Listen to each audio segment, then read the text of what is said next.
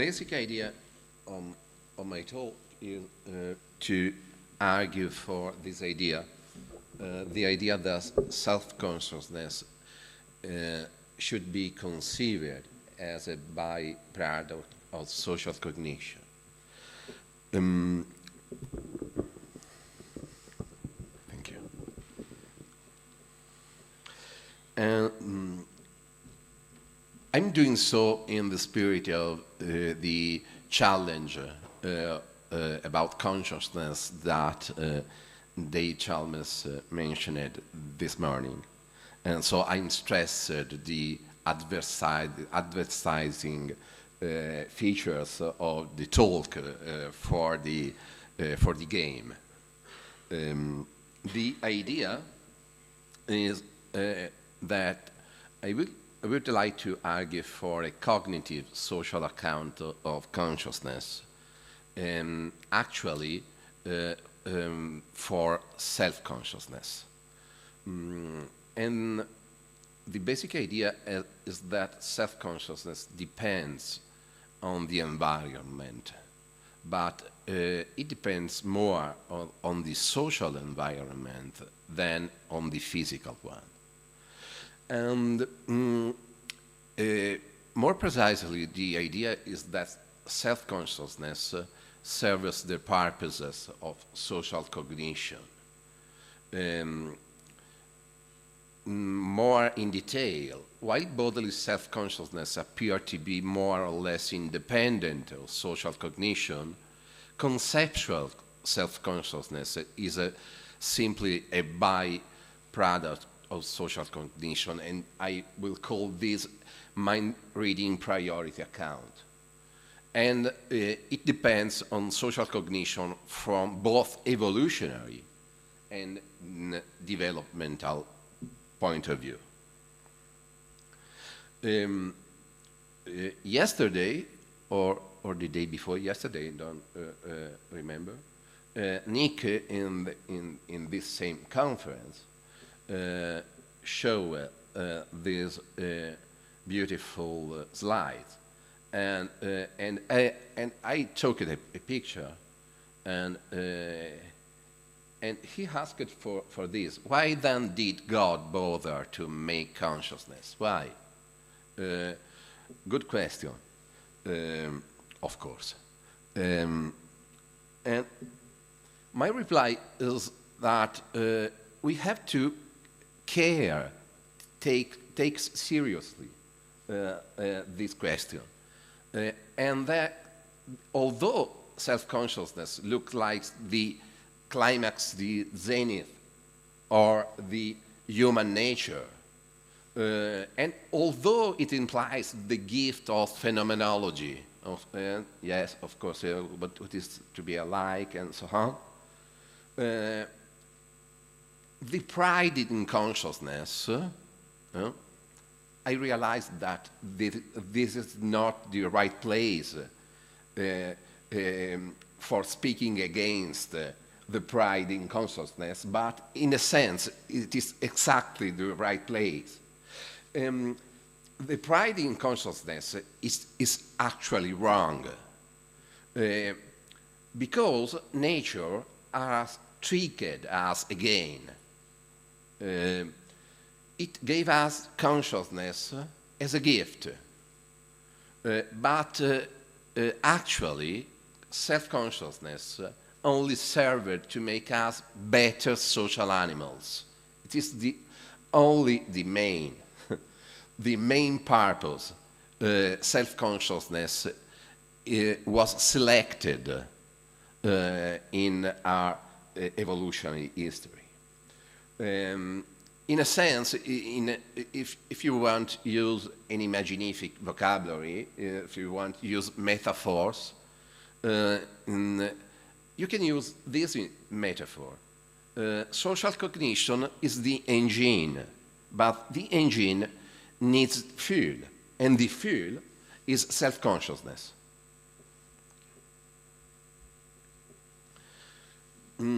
Yes, cognitive social account of self-consciousness, of consciousness, is COG, I mean, I I'm not selling you. It's not matter of uh, mm, a social uh, theory, a theory of social consciousness, like Karl Marx, for example. It doesn't matter here. It is just a cognitive social account of self-consciousness. So it is completely different from the standard social science model and constructionism. It is a different thing. Because the cognitive social account on consciousness is aimed at design cognitive and eventually computational architecture. So this means that in previous Tinkring's terms, thank you for the explanation, I am both an intentionalist and a separatist in the same time, in a sense, because I am an intentionalist because this perspective is based on computational psychology and the idea that thinking is processing mental representation. That's the traditional and the classical view in cognitive science. But this account is separatist in the relationship between consciousness and intentionality, because it is based on the detachability between intentionality and consciousness for a simple reason, very simple. Because there are unconscious intentional states, for example, the belief that Paris is the capital city of France without paying attention to it right now, for example, and so on. And because there are unintentional conscious states that we can conceive as mood consciousness, like Uriah Kriegel showed yesterday or the day before. And yes, I would like to mention anxiety and euphoria, but you can mention other moods. They are not intentional, but we can experience them in a conscious way. And this is exactly what make these mental states not comfortable for us, because we are conscious of them.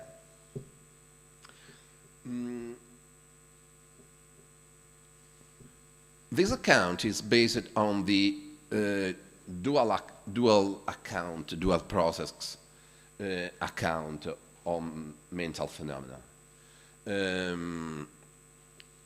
Yeah, this is just a way to show how this celebrated way of thinking about how mind works is usually shown. We have a system 1 and then system 2, maybe two general ways our brain works.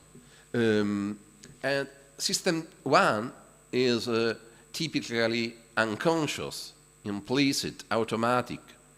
It requires low effort, is rapid, and from an evolutionary point of view, it is old. Is nonverbal, is context dependent, and it is universal. On the contrary, the system 2 implies conscious mental states.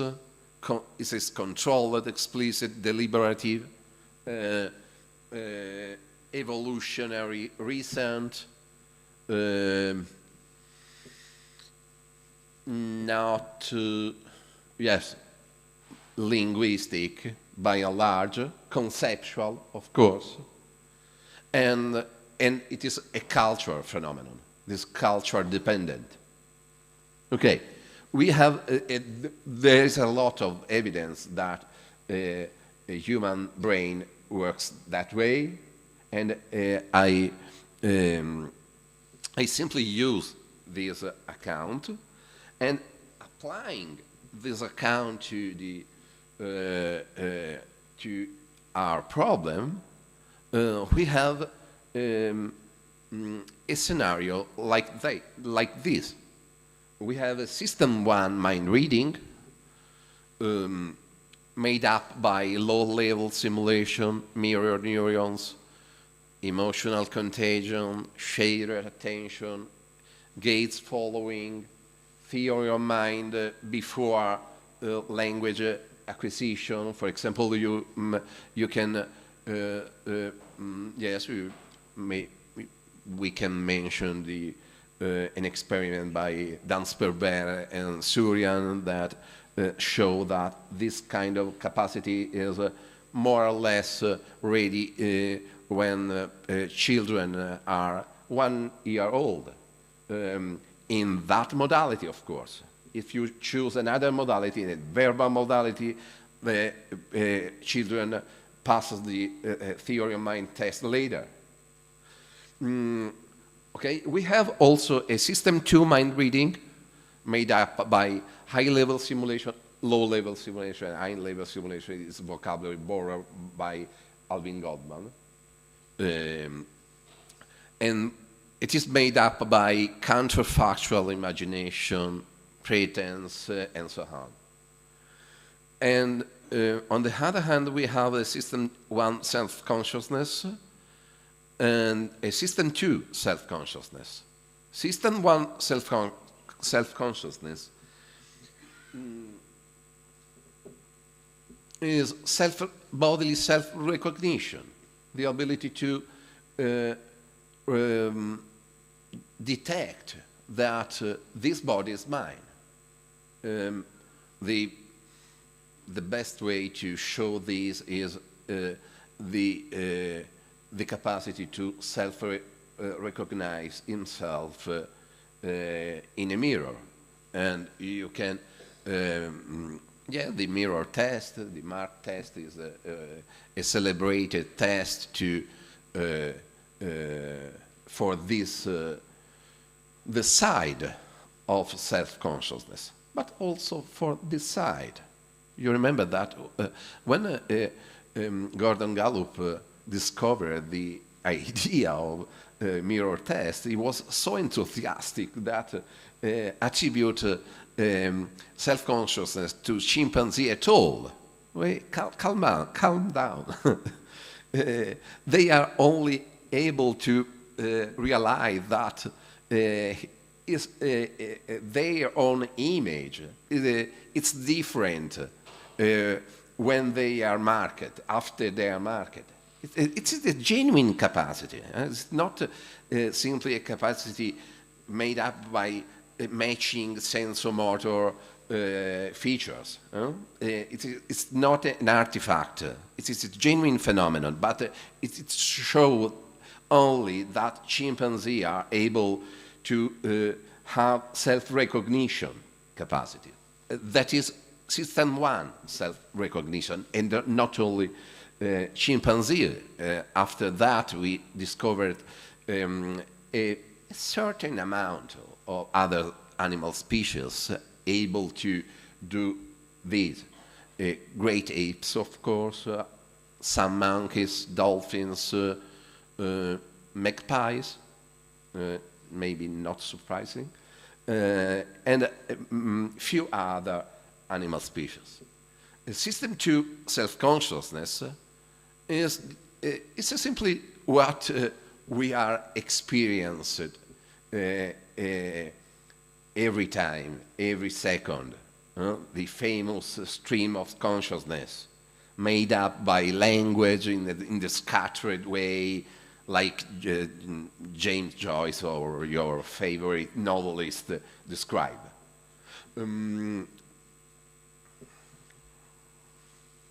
So we have two alternatives. You have to choose between mind-reading priority account and self-consciousness priority account. And my favor is for the first one. Why? For empirical evidence. Yes, I agree with Tim. Studying intentionality in consciousness research is a naturalistic move. So the basis should be not metaphysical, but empirical. And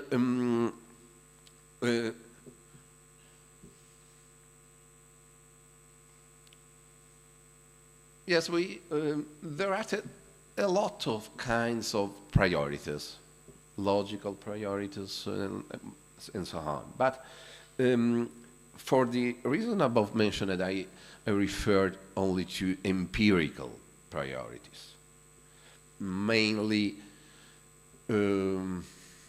child development and evolutionary topics. And what about the idea that System 1 mind reading is prior to System 1 self-consciousness? It's true, because imitation, face recognition, gaze following, pointing, both in declarative and in requestive manner, joint engagement develop prior a child become able to recognize her or his bodily feature. Here, just a slide about this, but I cannot provide example for everything, of course. But just to be sure here, children are able to pass the mark test maybe at before they are 2 years old, and they are able in that time to show a lot of social abilities. And the same happens also from an evolutionary point of view. That is, social abilities develop prior and independently from self-recognition capacities. And the third statement is false. System 2, mind reading, that is conceptual social cognition, high-level simulation of other people's minds in order to predict their behavior and behave by yourself accordingly and so on. Yes, System 2 mind reading is prior to System 1 self-consciousness is false. It is enough to mention the case of the ape's self-recognition in a mirror in the absence of reflective reasoning. This is something controversial here in the case of chimpanzee, not in other animal species, regarding the capacity to imagine the future, mental time travel in chimpanzee, of course. Okay, but by and large, they are ready for the for self-recognition, but not for reflexive reasoning. And the fourth statement is true. In fact, there aren't cases of reflexive reasoning without the use of high-level mind-reading abilities, like counterfactual imagination and pretense. And of course, the conjunction is false for logical reasons.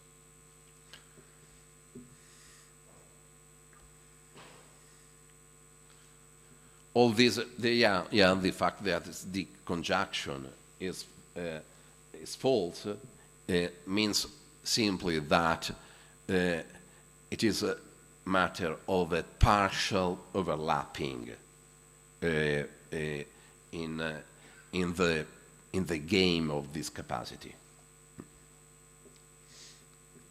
So in the end, we have to embrace a moderate mind-reading priority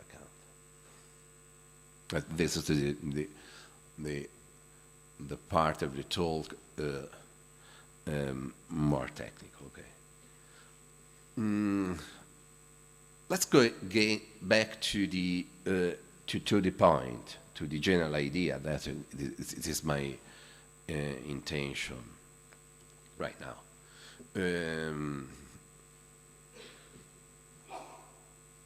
To mention Peter Carruthers, self-knowledge results from turning our evolved mind-reading capacities on ourselves.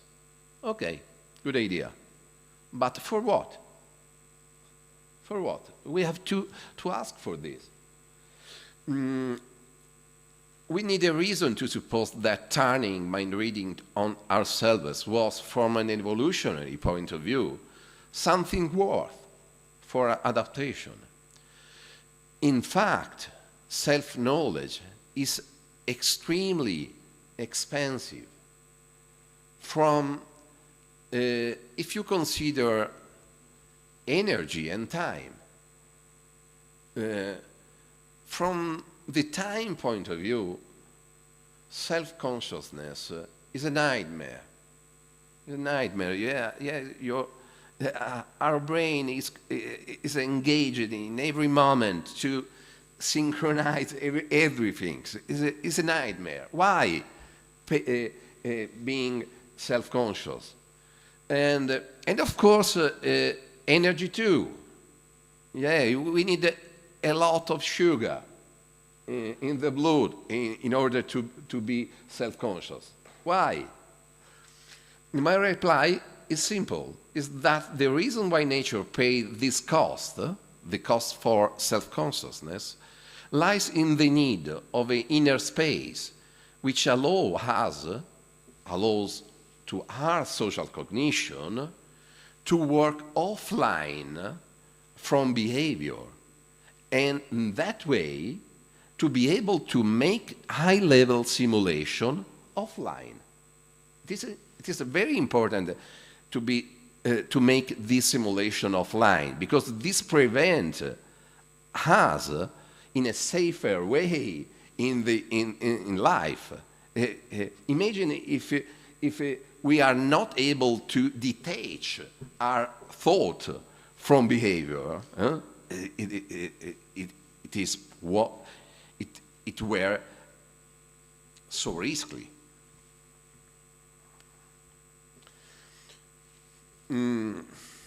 Okay, I mentioned the general idea.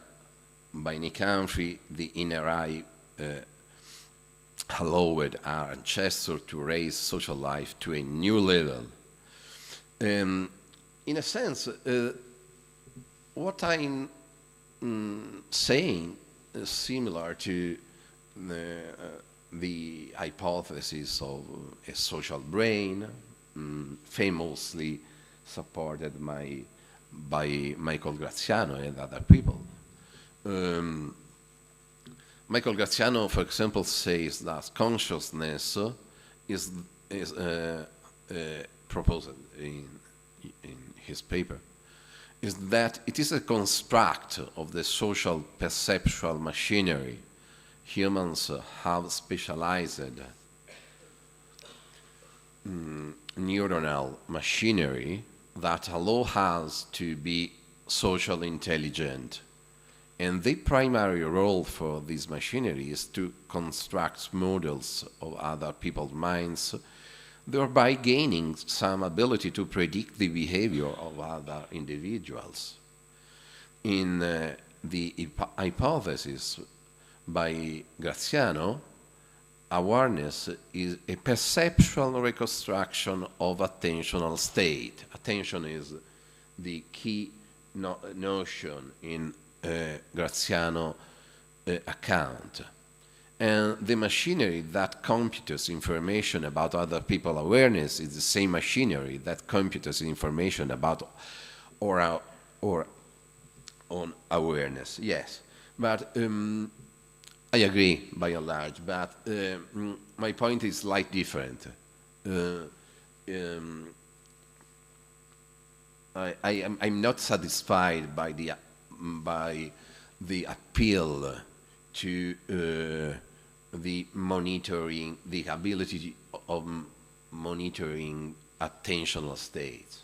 Yes, it's good, it's a good idea, but attention and consciousness are too closely related for accepting this kind of explanation as something that it is enough. So, and this is my conclusion, the reason is because we need an inner space for mind reading working offline. And this is exactly we experience from a subjective point of view as being self-conscious. We have not to confuse the sensation and the significance of this sensation for our subjective life with the significance from a naturalistic point of view of self-consciousness. This is a typical confusion. What we feel as important and what it is important for nature.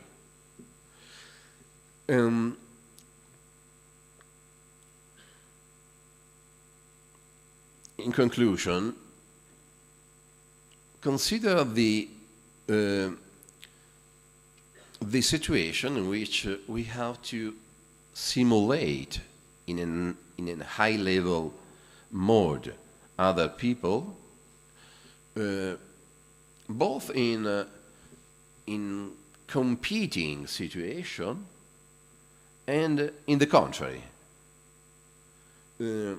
It is interesting because if you want to compete with another person, you have to simulate the other person, but you have to keep clear that if you want to win, you have to take advantage exactly from the difference between you and the other person.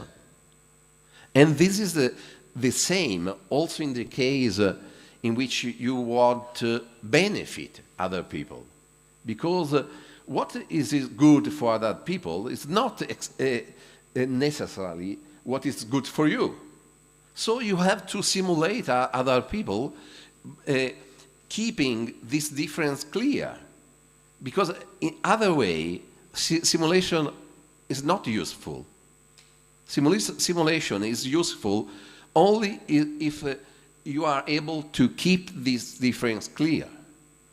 And the self-consciousness is exactly the space in which you can do it. And all this happens for social purpose. And the most common mistake within our community is to consider the pride of consciousness in too much enthusiastic way. And this feeling is not naturalistic. And as Tim said before, we have to have a naturalistic commitment, especially if we are philosophers. consciousness.